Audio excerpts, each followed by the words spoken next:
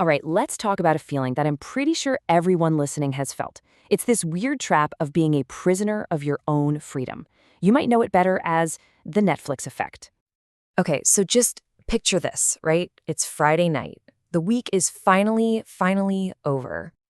You've got your food, you're wearing your most comfortable clothes, and you just sink into that perfect spot on the couch. Ah, freedom. This is what it's all about. So you grab the remote, that little magic wand of endless entertainment, you click open Netflix, and that iconic home screen just loads up. And now what?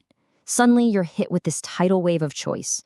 Comedies, dramas, documentaries, things that just dropped.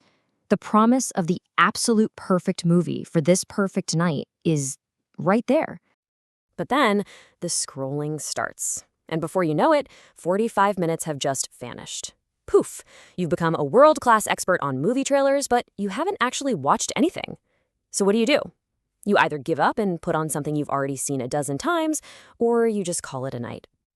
If that sounds painfully familiar, well, you've just experienced the Netflix effect. It's this bizarre modern problem where having every option imaginable actually leaves you feeling completely stuck. So what is going on here? Why does having all these choices, which should feel like an amazing luxury, actually feel like a total drag? Well, let's get into the actual science behind it. Turns out there's a name for this. It's called analysis paralysis. Psychologist Barry Schwartz really nailed it in his book, The Paradox of Choice, where he explains that when our brains are given too many options, our ability to make a decision just grinds to a halt. And this feeling of being paralyzed really boils down to three main things happening in your brain. Something called cognitive load, then there's opportunity cost, and finally, the fear of remorse. Let's break each of those down. Okay, first up, cognitive load. Think of your brain like a computer with a limited amount of processing power. When you're scrolling through Netflix, you're not just looking at pictures. You're analyzing genres, actors, reviews, runtimes. Each one is a tiny calculation. And pretty soon, the simple act of relaxing turns into, well, work. Second, we have opportunity cost. And this one is a biggie. The more amazing options there are, the more you feel like you're losing out. When you pick one movie, you're actively saying no to hundreds of other potentially awesome movies. Our brains are basically wired to hate the feeling of missing out.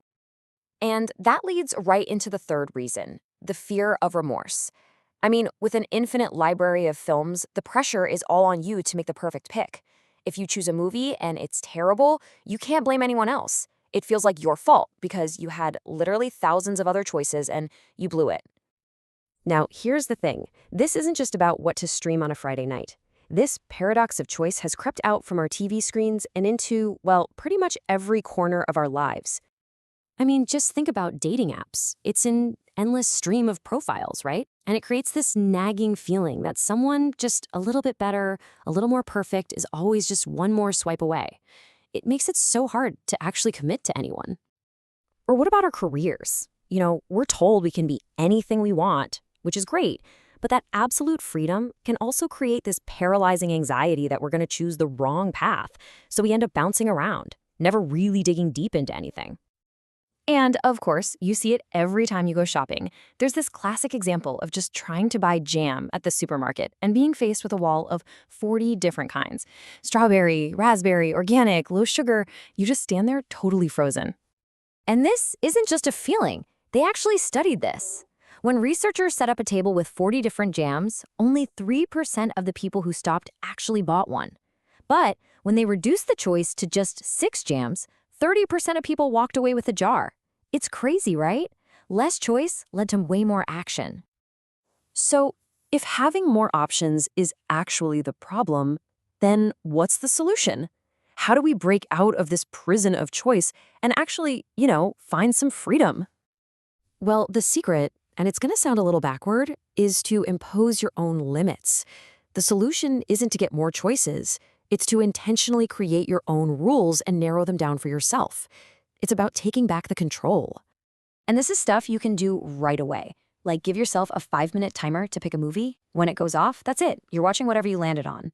Or just blindly trust a friend's recommendation, no questions asked. Or even just decide beforehand, okay, tonight is a comedy night, and then you only look in that one category. Because in the end, it really comes down to this idea. True happiness isn't found in keeping all of your options open forever. It's found in having the confidence to pick one thing and then metaphorically closing the door on all the others. So I'll just leave you with this one final thought. In all the parts of your life, the big and the small, are you actually living it, or are you still just scrolling through the options?